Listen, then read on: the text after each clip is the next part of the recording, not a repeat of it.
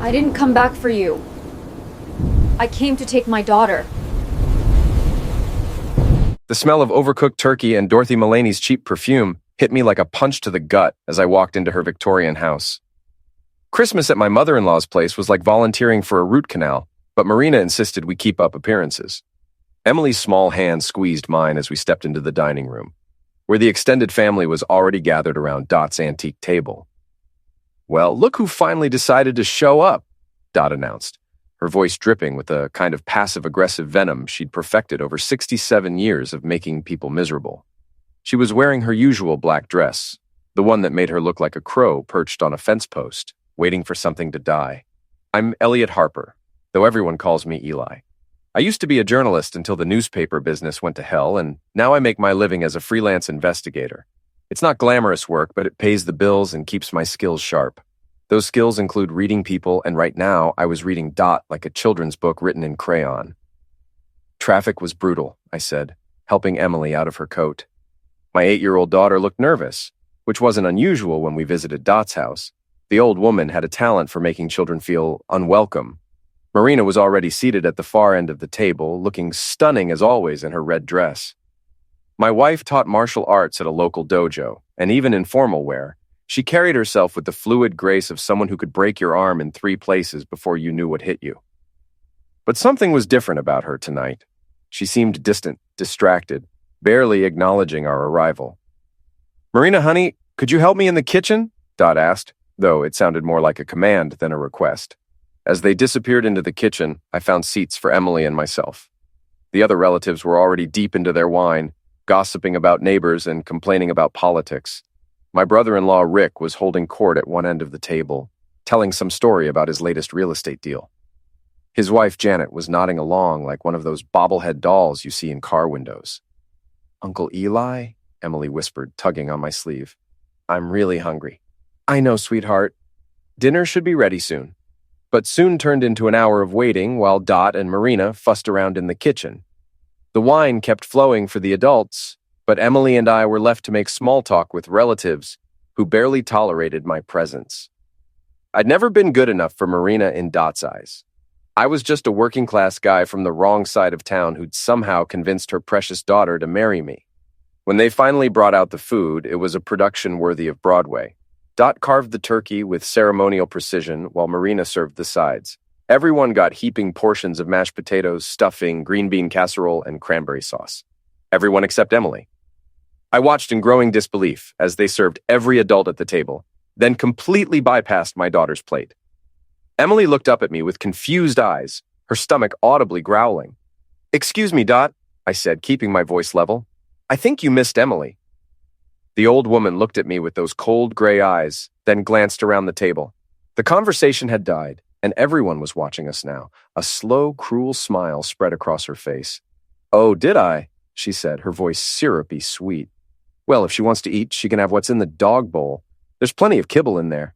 The table erupted in laughter. Rick nearly choked on his wine. Janet was giggling like a schoolgirl, and even some of the cousins were snickering behind their hands. But it was Marina's reaction that hit me like a physical blow. She wasn't laughing, but she wasn't defending our daughter either. She just sat there staring at her plate like nothing had happened. Emily's face turned bright red, tears welling up in her eyes. My 8-year-old daughter was being humiliated by a room full of adults, and they thought it was hilarious. Something cold and hard settled in my chest. I'd put up with Dot's snide comments and passive-aggressive attacks for years, always taking the high road for Marina's sake. But this crossed a line that couldn't be uncrossed. I stood up slowly, my chair scraping against the hardwood floor. The laughter died as I walked around the table to Emily's chair. Without saying a word, I helped her into her coat and picked up my own jacket. "Where do you think you're going?" Dot demanded. I looked at her for a long moment, memorizing every detail of her smug face. Then I turned to Marina, who was finally looking at me with something that might have been regret. "We're leaving," I said quietly. "And Dorothy, if you ever speak to my daughter like that again, you'll regret it." The room fell silent, except for the ticking of the grandfather clock in the corner. I took Emily's hand and walked toward the front door, my footsteps echoing in the sudden quiet. As I opened the door, I noticed a familiar figure standing on the front porch. Detective Max Lewin was a big man with gray hair and tired eyes who had worked with me on a few cases. He was holding a bottle of wine and wearing his best attempt at a smile, but when he saw the expression on my face, his demeanor shifted. "Everything okay, Eli?" he asked, glancing past me at the frozen tableau in the dining room. "Just leaving, Max. Family dinner's over." He looked into the house, taking in the scene with a cop's instincts. When his eyes landed on Dot, his expression hardened. Max had grown up poor, and he had no patience for people who mistreated children. "Maybe I should leave too," he said, his voice carrying into the dining room. "Doesn't look like the kind of place where kids are welcome." I didn't wait to see Dot's reaction. I walked Emily to the car, buckled her into her booster seat, and drove home in silence. But as we pulled into our driveway, I made a promise to myself. Dot and everyone who'd laughed at my daughter would pay for this humiliation. I just had to figure out how. 3 days after Christmas, Marina was gone. I woke up to find her side of the bed empty and cold. Her overnight bag was missing, along with some clothes and her martial arts gear. She'd left a note on the kitchen counter, written in her precise handwriting. "Need some time to think. Don't try to find me." Emily took the news better than I expected, though I could see the worry in her eyes. Kids are resilient, but they're also perceptive. She knew something was seriously wrong between her parents. "Is Mommy coming back?" she asked over breakfast. "I'm sure she is, sweetheart. She just needs some space right now." But days turned into weeks, and weeks turned into months. Marina's phone went straight to voicemail. Her friends at the dojo claimed they hadn't heard from her. Even Dot insisted she didn't know where her daughter was, though she made it clear she blamed me for Marina's disappearance. I hired a private investigator, a guy named Tony Ricci, who specialized in missing persons cases. Tony was good at his job, but Marina had vanished like smoke. No credit card activity, no social media posts, no sightings anywhere in the city. "It's like she doesn't want to be found," Tony told me during one of our weekly meetings. "Either that, or someone's helping her stay hidden." The not knowing was eliminating me. I'd wake up at 3 in the morning staring at the ceiling and wondering if my wife was dead in a ditch somewhere, or if she'd simply decided she was done with our marriage. Emily started having nightmares, calling out for her mother in her sleep. I threw myself into work, taking on every case that came my way. Insurance fraud, cheating spouses, background checks, anything to keep my mind occupied and the bills paid. But no matter how busy I stayed, I couldn't shake the feeling that something terrible was about to happen. I was right. It was a Tuesday night in late June when I heard the car pull into our driveway. I was in the living room helping Emily with a puzzle when I saw the headlights sweep across our front window. My heart jumped as I recognized Marina's silver Honda Accord. "Daddy, is that Mommy?" Emily asked, scrambling to her feet. Before I could answer, the front door opened and Marina walked in like she'd only been gone for a few hours. She looked different, thinner, harder somehow, with new muscles in her arms and shoulders. Her dark hair was shorter, cut in a severe style that emphasized her sharp cheekbones. "Hello, Eli," she said, as casually as if she was commenting on the weather. Emily ran to her mother, wrapping her arms around Marina's waist. But Marina's response was stiff, mechanical, like she was hugging a stranger. "Where have you been?" I demanded. "It's been 6 months, Marina." 6 months without a word. She looked at me with eyes that seemed colder than I remembered. "I told you I needed time to think." "Time to think about what? Our marriage? Our daughter? You can't just disappear for half a year and expect everything to be normal when you come back." Marina gently disentangled herself from Emily's embrace and walked to the center of the room.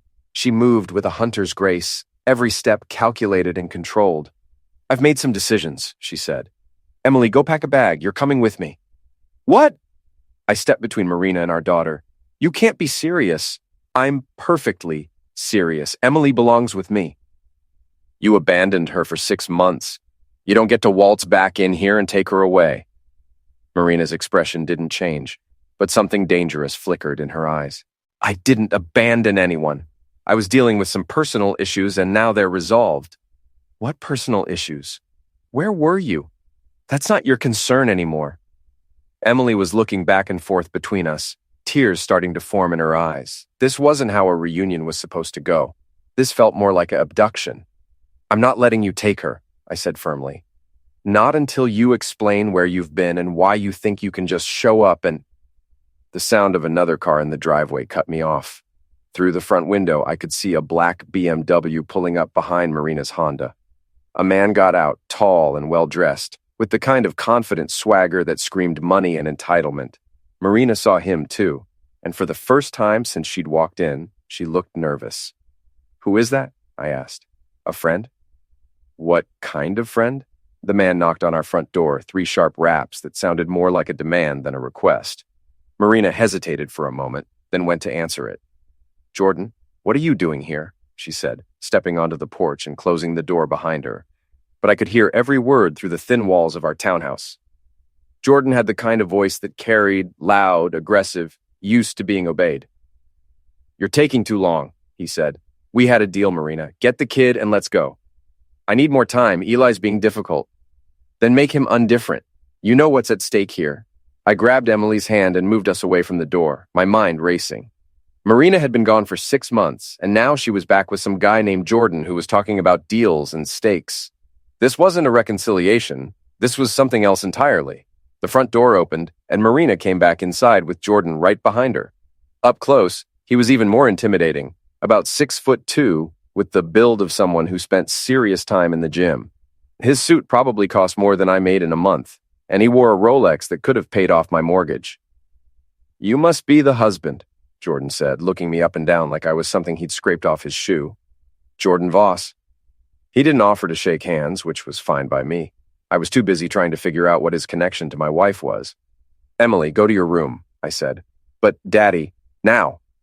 She reluctantly headed upstairs, leaving the 3 of us in an increasingly tense standoff.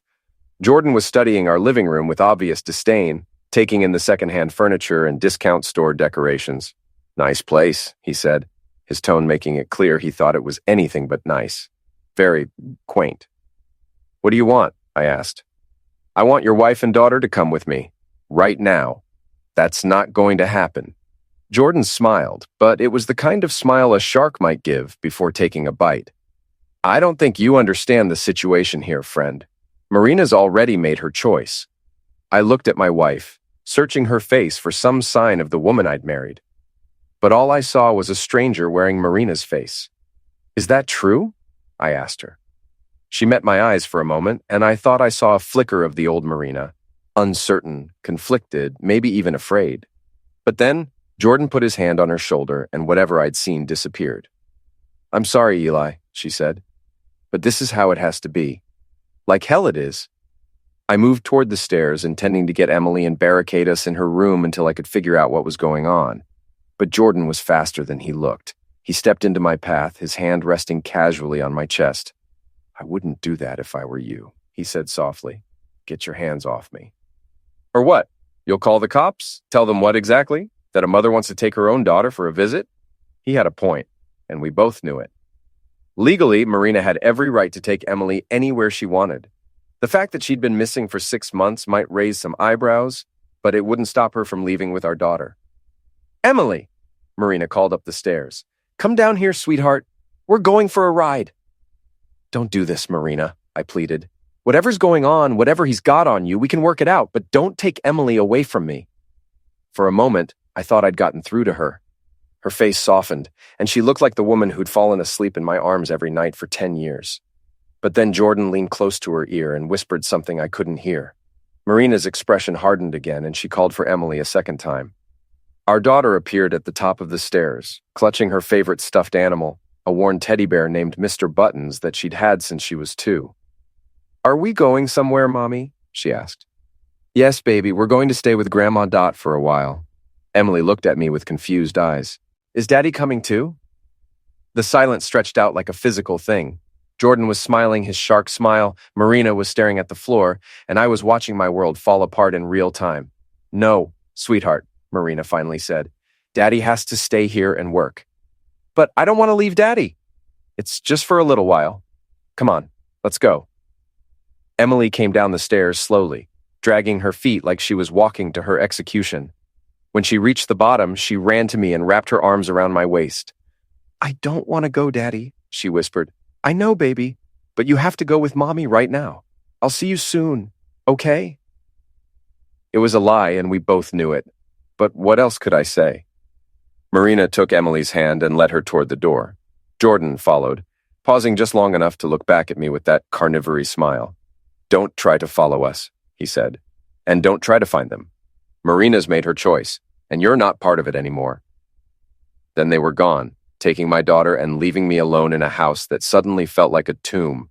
I stood there for a long time, listening to the silence and trying to process what had just happened. My wife had returned after 6 months, only to take my daughter away with some stranger who acted like he owned them both.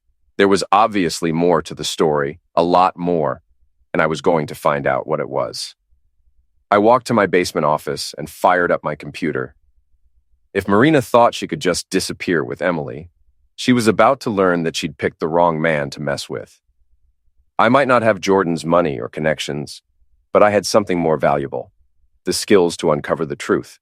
And the truth, I was beginning to suspect, was going to be uglier than any of us imagined. The next morning, I called in every favor I had.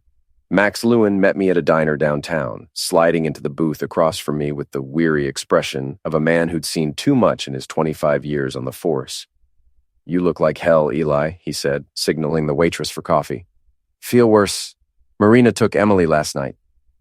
"Took her where?" "Her mother's house, apparently, but that's not the real problem. She had some guy with her, Jordan Voss. You know the name?"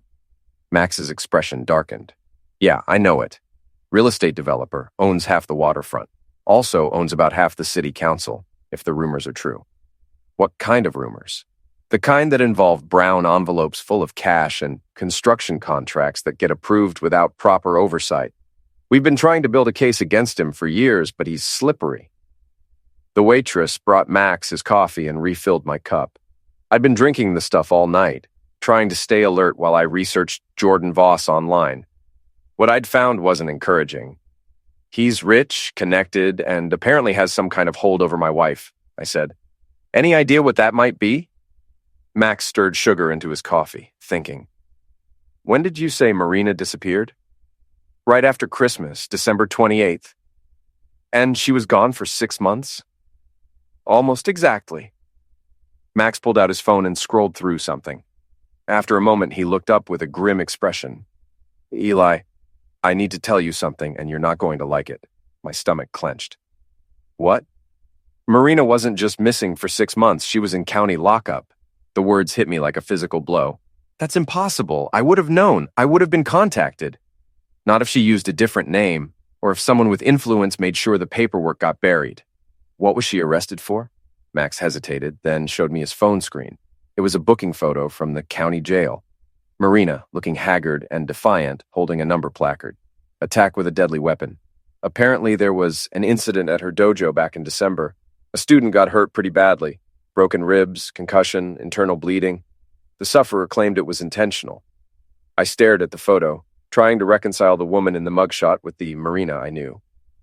My wife was a skilled martial artist, but she was also careful and controlled. The idea of her seriously injuring a student was almost impossible to believe. "Who was the sufferer?" I asked. "A woman named Sarah Chen, 22 years old, college student. She claimed Marina attacked her during a sparring session, used excessive force." "That doesn't sound like Marina." "Maybe not, but here's the interesting part. The charges were dropped 3 weeks ago. Sufferer suddenly decided not to cooperate with the prosecution. Why? Good question. Could be she was lying in the first place. Could be someone convinced her to change her story. Could be a lot of things. I thought about Jordan Voss and his expensive suit, his casual arrogance, his obvious wealth. The kind of man who could make problems disappear if he had the right motivation. You think Voss was involved?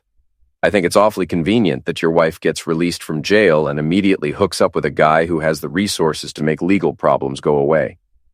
The pieces were starting to fit together, forming a picture I didn't like. Marina had been in jail for 6 months, probably scared and desperate. Jordan had somehow gotten her charges dropped, and now she owed him. The question was, what did he want in return? "I need to see Emily," I said. "Make sure she's okay."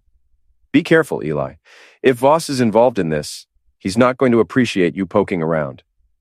"I don't care what he appreciates." Max leaned forward, his voice dropping to a whisper. "I'm serious. This guy has connections you can't imagine. Judges, prosecutors, cops. He's got people in his pocket all over the city." "Are you one of them?" Max's eyes flashed with anger. You know better than that. Then help me. Help me get my daughter back. I'll do what I can. But officially, this is a domestic dispute. Marina has every legal right to take Emily anywhere she wants. And unofficially, I'll keep digging into Voss. See what kind of dirt I can find. We shook hands and parted ways. I drove to Dot's Victorian house, my heart pounding as I pulled into the familiar driveway. Marina's Honda was there, along with Jordan's BMW. I sat in my car for a moment, trying to decide on the best approach. The direct approach won. I walked up to the front door and rang the bell. Footsteps approached, and then Dot's voice came through the wood. Who is it? It's Eli. I want to see my daughter. She's not here. Her mother's car is in the driveway, Dot. Don't lie to me. The door opened, but only a crack. Dot's gray eye peered out at me like I was a door-to-door salesman peddling something she didn't want. Marina doesn't want to see you, she said. I don't care what Marina wants. I want to see Emily. That's not going to happen. It's going to happen one way or another. Either you let me in, or I call the police and report an abduction. You can't abduct your own child. Actually, you can. It's called custodial interference, and it's a felony. The door closed, and I heard muffled voices from inside. After a few minutes, it opened again, and Marina appeared. She looked tired, stressed, nothing like the confident woman who'd walked into my house the night before. What do you want, Eli? I want to see Emily. I want to know she's safe. She's fine.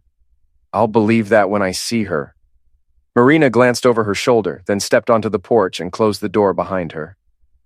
We were alone, but I could feel eyes watching us from the windows. You need to stay away from us, she said quietly. Why? What's he got on you, Marina? What kind of deal did you make? Her face went pale. I don't know what you're talking about. I know about the jail time. I know about the attack charges. I know Jordan Voss made your problems go away, and now he owns you. You don't understand. Then explain it to me. Help me understand why my wife of 10 years suddenly wants to destroy our family. Marina looked around nervously, as if she was afraid someone might be listening. When she spoke, her voice was barely above a whisper. I can't. If I tell you anything, he'll... She stopped herself, shaking her head. Just leave us alone, Eli, please. I'm not going anywhere without Emily. You don't have a choice. The front door opened, and Jordan Voss stepped onto the porch.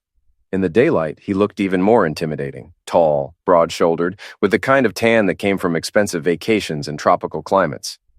Problem here? He asked, though his tone made it clear he considered me the problem. I want to see my daughter. And I want $1 million and a date with a supermodel. Doesn't mean it's going to happen. This is between me and my wife. Jordan laughed, a sound like breaking glass. Your wife? Look around, friend. Your wife is living in my house now, driving my car, wearing clothes I bought her. What exactly makes you think she's still your wife? The words hit me like a slap, but I kept my expression neutral. Getting angry wouldn't help Emily, and it would only give Jordan more ammunition to use against me. Where is she? I asked Marina. Where's Emily? She's safe, Marina said. That's all you need to know. That's not good enough. Jordan stepped closer, invading my personal space. He smelled like expensive cologne and arrogance. It's going to have to be good enough, he said, because this is the last time you're going to see Marina. And if you try to contact her again, if you come to this house again, if you so much as drive down this street again, I'll make your life very unpleasant. Is that a threat? It's a promise. I looked at Marina one last time, searching her face for any sign of the woman I'd married. But all I saw was fear and resignation.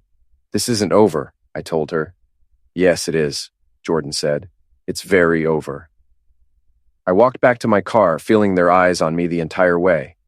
As I drove home, my mind was racing with possibilities.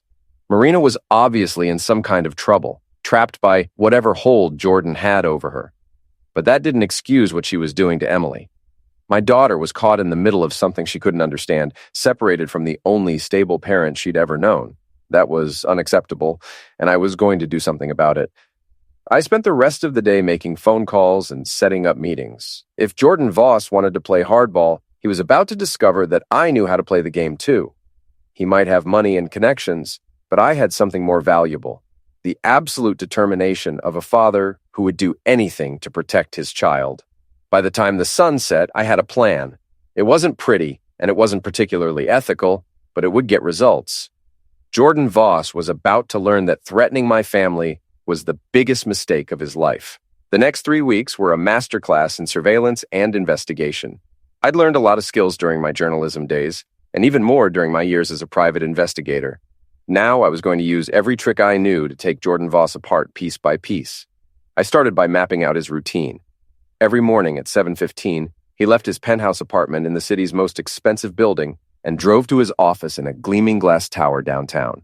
He took the same route every day, stopped at the same coffee shop, parked in the same reserved spot. Jordan was a creature of habit, which made him predictable, and predictable people were vulnerable. I rented a nondescript sedan and began following him, staying far enough back to avoid detection but close enough to document his activities. I photographed his meetings, recorded his phone conversations when possible, and slowly built a comprehensive picture of his business dealings. What I found was exactly what Max had suspected. Jordan Voss was dirty as hell. His real estate empire was built on a foundation of bribery, intimidation, and fraud. He bought properties cheap by threatening the owners, then got construction permits approved through city officials who owed him favors. His developments consistently violated building codes, but somehow the inspectors never seemed to notice. I documented everything, building a file that would make any prosecutor salivate. But that wasn't enough. I needed something more personal, something that would give me leverage over him. The break came on a Thursday afternoon. I was following Jordan to what I thought was another business meeting when he pulled into the parking lot of an upscale gym on the west side of town. But instead of going inside, he sat in his car and waited. 10 minutes later, a woman approached his BMW. She was young, maybe 25, with long blonde hair and the kind of figure that suggested she spent a lot of time working out. She got into the passenger seat, and they drove to a hotel across town. I followed at a distance, parking where I could see the hotel entrance. They went inside together, and 45 minutes later, they came out separately.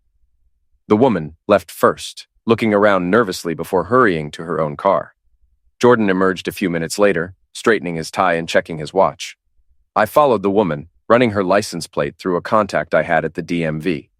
Her name was Ashley Morrison, 24 years old, with an address in one of the city's trendier neighborhoods.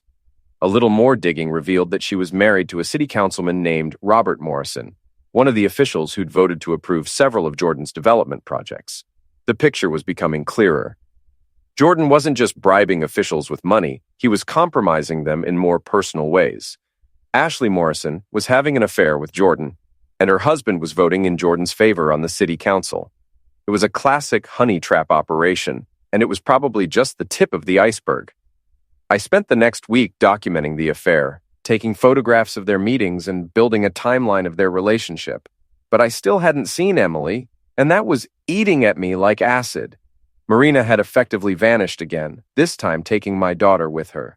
Dot claimed she didn't know where they were, but I could tell she was lying. The old woman had never been good at deception, and her nervous fidgeting gave her away every time I asked about Emily. It was Max who finally gave me the lead I needed. "I've been asking around about your wife," he said during one of our weekly meetings. "Turns out she's been seen at a martial arts tournament in Springfield. Big event, lots of competitors from around the region." "When?" "This Saturday. Starts at 9 in the morning." Springfield was 2 hours away, far enough that Marina probably thought she was safe from detection. But if she was competing in a tournament, she'd have to register under her real name. And if Emily was with her, I'd finally get a chance to see my daughter. Saturday morning found me driving through the gates of the Springfield Sports Complex, a massive facility that hosted everything from basketball tournaments to martial arts competitions. The parking lot was crowded with cars bearing license plates from half a dozen states. I paid my admission fee and entered the main arena, where dozens of competitors were warming up on mats scattered across the floor. The noise was incredible. Shouting instructors, grunting fighters, the sharp crack of hands and feet hitting pads. I spotted Marina almost immediately. She was in the far corner of the arena, stretching and practicing forms with the fluid grace that had first attracted me to her 15 years ago. She was wearing a black GI with her dojo's logo on the back, her dark hair pulled into a tight ponytail. But it was the small figure sitting in the bleachers nearby that made my heart skip a beat. Emily was there, watching her mother with rapt attention, still clutching her worn teddy bear. She looked healthy and unharmed, but there was something different about her, a sadness in her eyes that hadn't been there before. I made my way through the crowd, trying to get closer without being seen. But as I climbed the bleachers, a familiar voice stopped me cold. "I told you not to follow us." I turned to find Jordan Voss standing behind me, wearing casual clothes but still managing to look like he owned the place. His expression was a mixture of anger and amusement, like he was dealing with a particularly stubborn child. "I came to see my daughter," I said. "Your daughter is fine. She's with her mother where she belongs. She belongs with me too. I'm her father." "Biology doesn't make you a father. Being there for her makes you a father. And you haven't been there for her, have you?" The accusation stung because there was a grain of truth in it. I'd been so focused on my investigation, so consumed with building a case against Jordan, that I hadn't been thinking about what Emily was going through. "Let me talk to her," I said. 5 minutes. That's all I'm asking." Jordan considered this, his head tilted like a hunter studying potential prey. Then he smiled that shark smile of his. "You know what? Sure, go ahead, talk to her." Something about his easy agreement made me nervous, but I couldn't pass up the chance to see Emily. I climbed the rest of the way up the bleachers and sat down beside my daughter. "Hi, sweetheart," I said softly. Emily looked up at me with surprised eyes, then threw her arms around my neck. "Daddy, you came to see me." "Of course I did. I missed you so much." "I missed you too." "When can I come home?" It was the question I'd been dreading because I didn't have a good answer. "I don't know, baby. Soon, I hope. Mommy says we can't go home anymore. She says you're not safe to be around." The words hit me like a punch to the gut. "That's not true, Emily. You know I would never hurt you, right?" "I know, but Mommy seems scared all the time now, and that man Jordan is always around telling us what to do." "Has he hurt you? Has anyone hurt you?" "No, but I don't like him. He's mean to Mommy and he makes her cry sometimes." Before I could respond, Jordan appeared beside us. "Time's up," he said. "We just started talking. And now you're done. Emily, go sit with your grandmother." I looked around and realized that Dot had been there the whole time, watching us from a few rows away. Emily gave me one more hug, then reluctantly moved to sit beside the old woman. "She's a sweet kid," Jordan said, settling into Emily's vacated seat. "Smart, too. She understands that sometimes families have to make difficult choices." "What do you want from us?" I asked. "What's the end game here?" "I want you to disappear. Permanently. Marina's made her choice, and it's not you. Marina's being coerced. Whatever you've got on her, whatever hold you have over her, it won't last forever." Jordan laughed. "You really don't get it, do you? Marina came to me, friend. She asked for my help, and I gave it to her. Everything that's happened since then has been her choice." "I don't believe that." "Believe whatever you want, but here's what's going to happen. You're going to go home, pack your things, and leave town. If you do that, Emily will be fine. She'll grow up in a nice house with nice things and a mother who can provide for her. And if I don't," Jordan's smile disappeared, "then things will get unpleasant for everyone involved, including Emily." The threat was subtle but unmistakable. He was using my daughter as leverage, threatening her safety to control my behavior. It was the kind of move that separated the truly dangerous from the merely unpleasant. "You're making a mistake," I told him. "No, friend, you're the one making mistakes. And if you keep making them, people are going to get hurt." He stood up and walked away, leaving me alone in the bleachers. Down on the arena floor, Marina was being called to compete. She moved through her forms with mechanical precision, but I could see the tension in her shoulders, the fear in her eyes. Whatever Jordan had on her, whatever he was using to control her, it was eating her alive. And now he was using Emily as additional leverage, threatening my daughter to keep both Marina and me in line. I watched the rest of Marina's competition from a distance, then followed them back to the parking lot. As they loaded into Jordan's BMW, Emily looked back at me through the rear window. She pressed her small hand against the glass, and I could see her mouth the words, "I love you, Daddy." Then they were gone, leaving me standing alone in a parking lot 2 hours from home. But I wasn't defeated. If anything, seeing Emily had strengthened my resolve. Jordan Voss had made the mistake of threatening my child, and that was something I couldn't forgive or forget. The drive home gave me time to think, to plan, to consider my options. Jordan had money and connections, but I had something he didn't understand, the absolute determination of a father protecting his child. He wanted me to disappear, to give up and walk away from my daughter, but he'd picked the wrong man to intimidate. I was going to take him down, piece by piece, until there was nothing left of his empire but rubble and regret. The war between us had begun, and only one of us was going to survive it. The next phase of my investigation required a different approach. I couldn't just follow Jordan around and take pictures. I needed to get inside his organization, to understand how his operation worked and where the bodies were buried. The opportunity came through an unlikely source. My ex-wife's divorce attorney, a sleazy character named Richard Carter who specialized in high-conflict cases. Carter had represented Marina during our initial separation proceedings, and I knew he had connections throughout the city's legal and business communities.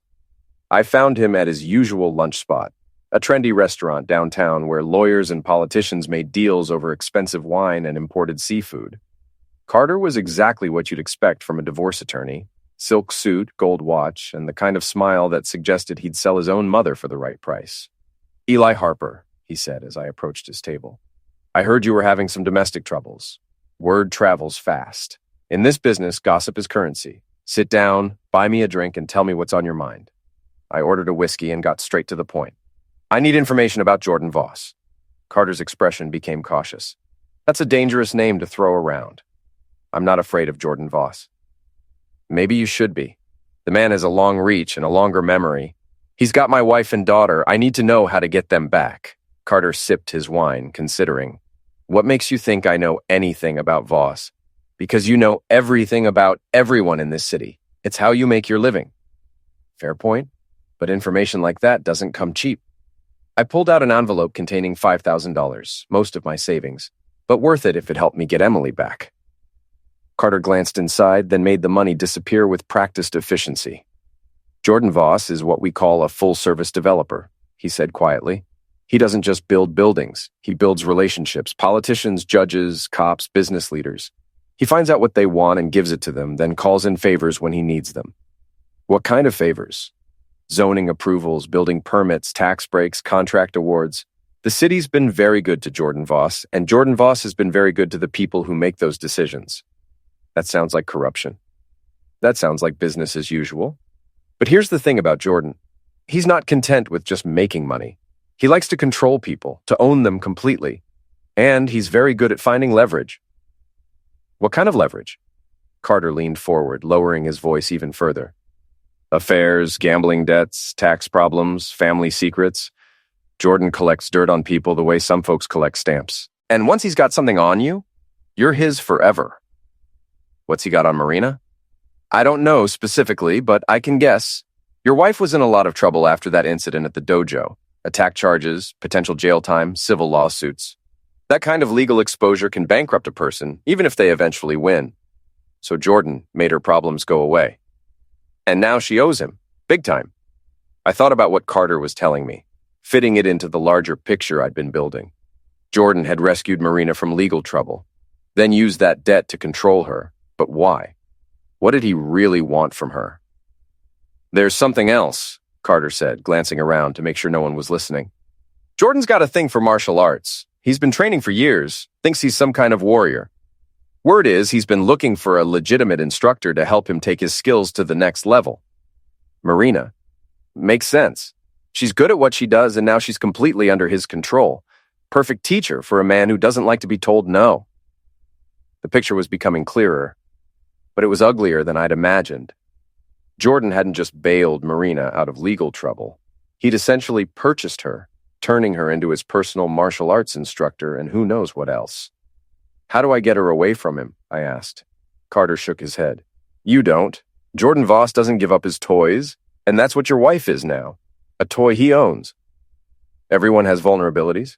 "Maybe, but Jordan's got resources you can't imagine. Money, lawyers, connections at every level of government. He could have you arrested on trumped-up charges, audited by the IRS, evicted from your home. Hell, he could probably have you eliminated if he thought it was necessary. Then I'll have to be smarter than him. Good luck with that.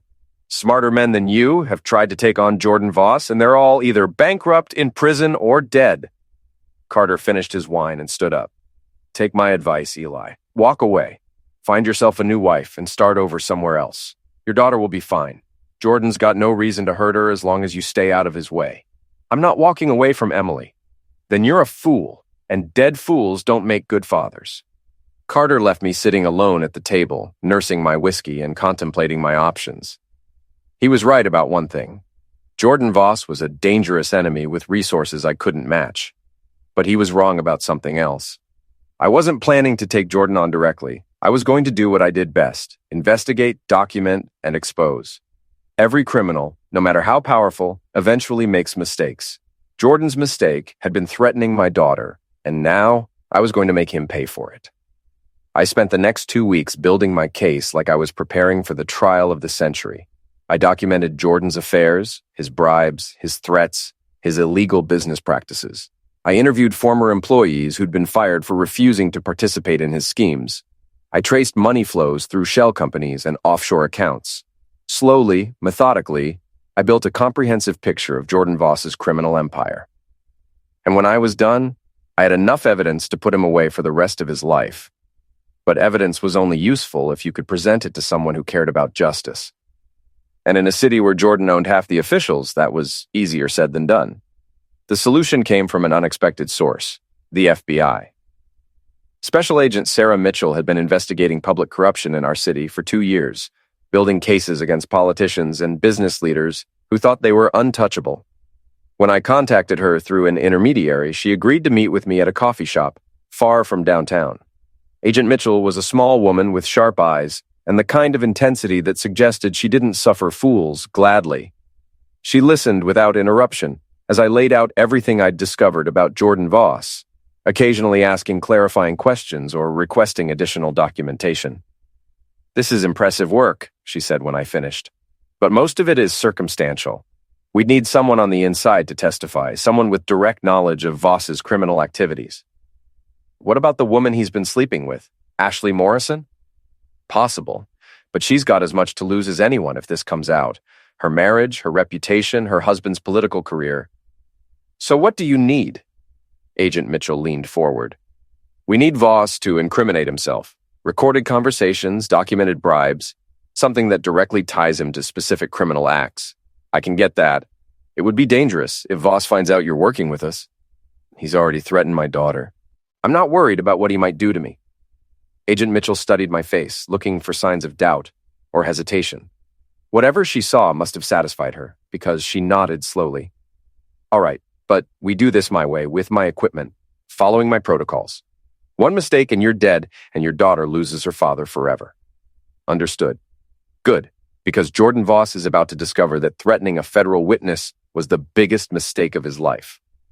As I left the coffee shop, I felt a surge of hope for the first time in weeks. Jordan thought he was untouchable, protected by his money and connections, but he was about to learn that there were some people even he couldn't buy or intimidate. The FBI was coming for Jordan Voss, and I was going to help them take him down. The wire I wore was so small I could barely feel it, but I was acutely aware of its presence as I walked into Jordan's office building. Agent Mitchell and her team were parked in a van 3 blocks away, monitoring every word through sophisticated recording equipment. Getting the meeting had been easier than expected. I'd simply called Jordan's office and told his secretary I was ready to discuss terms for leaving town permanently. Within an hour, I had an appointment for that afternoon. Jordan's office occupied the entire top floor of his building, with floor-to-ceiling windows that offered a panoramic view of the city. He was standing with his back to me when I entered, hands clasped behind him like a general surveying his domain. "I was wondering when you'd come to your senses," he said without turning around. "I want to see Emily one more time before I leave. That can be arranged, assuming we can come to an understanding." He turned to face me, and I was struck by how confident he looked. This was a man who was used to getting his way, who believed himself to be untouchable. "What kind of understanding?" I asked. "The kind where you disappear permanently. New city, new identity, new life. I'll even provide some financial assistance to help you get started." "And in return? You never contact Marina or Emily again. You don't write, you don't call, you don't send birthday cards. As far as they're concerned, you cease to exist." I pretended to consider this, letting the silence stretch out. The wire was recording everything, but I needed Jordan to be more specific about his crimes. "What happens to Marina?" I asked. Does she get a choice in any of this? Jordan smiled, that carnivory smile of his. Marina made her choice when she came to me for help. She was facing serious jail time, Eli. Attack charges, civil lawsuits, financial ruin. I made all of that go away. For a price. Everything has a price. Marina's price was her loyalty and her services. What kind of services? She's teaching me martial arts, advanced techniques that most instructors won't share with their students. In return, I provide her with a comfortable life and protection from her legal troubles. And if she decides she doesn't want to teach you anymore? Jordan's expression hardened. That's not going to happen. Marina understands that her freedom depends on keeping me happy, just like your daughter's safety depends on you keeping me happy. There it was, the threat I needed him to make on tape. Agent Mitchell would have everything she needed to charge him with extortion and witness intimidation.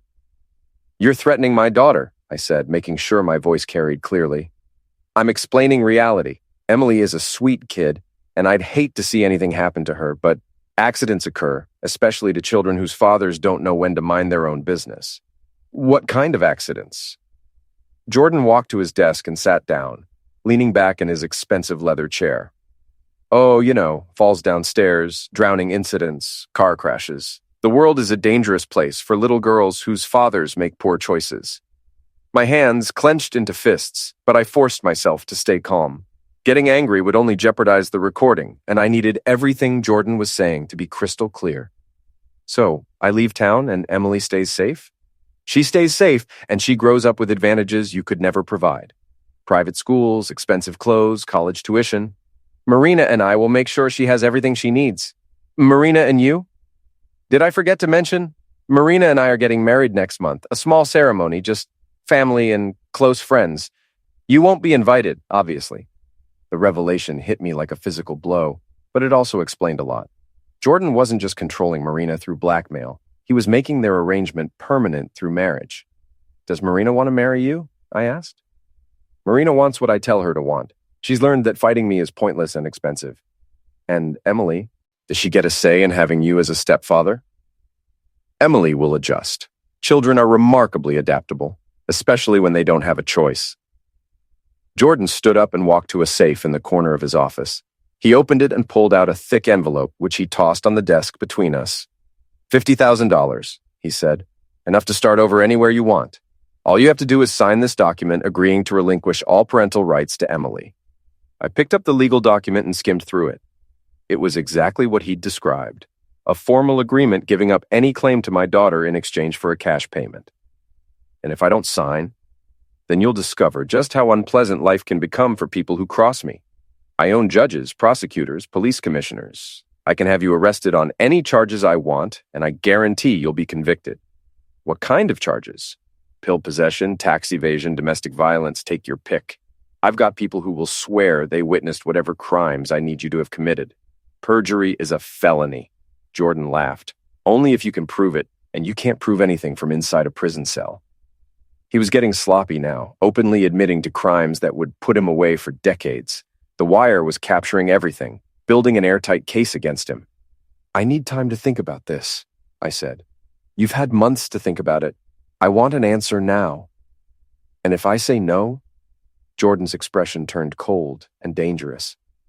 Then you'll leave here in a body bag, and Emily will learn that her father died in a tragic accident. Marina will comfort her, of course, and in time she'll come to think of me as her real father. You'd eliminate me right here in your office? I'd defend myself against an unstable ex-husband who broke into my office and attacked me. The security cameras will show you threatening me, and the tool you brought will be found with your fingerprints on it. As if on cue, two large men entered the office from a side door. They looked like ex-military, the kind of people who solved problems with violence and didn't ask questions about the details. Meet my security team, Jordan said. They're very good at cleaning up messes. I realized I was in serious trouble. The Wire would record my end, but that wouldn't help Emily or Marina. I needed to find a way out of this office alive. Wait, I said, raising my hands. I'll sign the document. Smart choice. But first, I need to make sure you're not wearing a wire. My blood turned to ice. If they found the recording device, Agent Mitchell's entire case would be compromised, and I'd be dead within minutes. "Strip," Jordan ordered. "What? You heard me. Take off your clothes. All of them." The security men moved closer, their hands resting on weapons concealed under their jackets. I had no choice but to comply. I removed my shirt slowly, trying to buy time and hoping Agent Mitchell's team was monitoring the situation. The wire was taped to my chest, barely visible, but definitely detectable if someone was looking for it. "Hurry up," Jordan said impatiently. I was reaching for my belt when the office door burst open and Agent Mitchell entered with 4 other federal agents, tools drawn and badges visible. "FBI, nobody move!" The room erupted into chaos. Jordan's security men reached for their weapons, but they were outnumbered and outgunned. Within seconds, both men were face down on the carpet, with federal agents kneeling on their backs. Jordan himself seemed frozen in shock, staring at the agents like he couldn't believe what was happening. "Jordan Voss, you're under arrest for extortion, witness intimidation, conspiracy, and threatening a federal witness," Agent Mitchell announced. "This is a mistake," Jordan said, his voice shaky for the first time since I'd known him. "I want my lawyer." "You'll get your phone call. Right now, you need to put your hands behind your back." As the agents cuffed Jordan, he looked at me with pure hatred in his eyes. "You think this is over?" he snarled. "You think arresting me solves your problems? I've got friends in places you can't imagine. I'll be out by morning, and when you are, you'll be facing federal charges that carry a minimum sentence of 20 years, Agent Mitchell interrupted. "The recording we just made will be played for a jury, along with all the other evidence we've gathered about your criminal enterprise." Jordan's face went pale as the reality of his situation sank in. He wasn't just facing minor charges that could be dismissed with the right connections. He was looking at serious federal time in a system where his local influence meant nothing. "This isn't over," he repeated, but his voice lacked conviction now. "Actually, it is," I said, buttoning my shirt back up. "It's very over." As the agents led Jordan away in handcuffs, Agent Mitchell approached me with a satisfied expression. "Good work," she said. "That recording will put him away for a long time." "What about Marina and Emily? Are they safe?" "We'll bring them in for questioning, but they're not in any danger now. Jordan's organization is finished." I felt a weight lift from my shoulders that I'd been carrying for months. Emily was safe, Marina was free from Jordan's control, and the man who'd threatened my family was going to prison. But even as relief flooded through me, I knew the hardest part was still ahead. I had to rebuild my relationship with Emily and figure out what, if anything, was left of my marriage to Marina. The war with Jordan Voss was over, but the battle for my family was just beginning. 2 days later, I was sitting in a family court conference room with Marina, Emily, and a court-appointed mediator. Jordan's arrest had made front-page news, and the details of his criminal enterprise were slowly coming to light. Marina looked exhausted, like someone who'd been carrying a tremendous burden for months and had finally been allowed to set it down. Emily sat between us, clutching her teddy bear and looking confused by all the adult conversations happening around her. She'd been through too much for an 8-year-old, and it was going to take time to help her process everything that had happened. "I want to explain," Marina said quietly. "I want you to understand why I did what I did." I nodded, though part of me wasn't sure I wanted to hear the explanation. Some betrayals cut too deep to heal, no matter how good the reasons behind them. "After the incident at the dojo, I was facing serious charges," she began. "The sufferer was claiming I'd attacked her intentionally, that I'd used excessive force during a sparring session. My lawyer said I could get 5 to 10 years if I was convicted." "Why didn't you tell me? We could have fought it together." Marina's eyes filled with tears. "Because I was guilty, Eli. Not of attacking her intentionally, but of being reckless, of letting my emotions control my actions. I was angry about what happened at Christmas, about the way Dot treated Emily, and I took it out on that poor girl during training." The admission hit me like a physical blow. I'd been so focused on Jordan's manipulation that I hadn't considered the possibility that Marina actually bore some responsibility for what had happened. "So when Jordan offered to make the charges disappear, I accepted," she continued.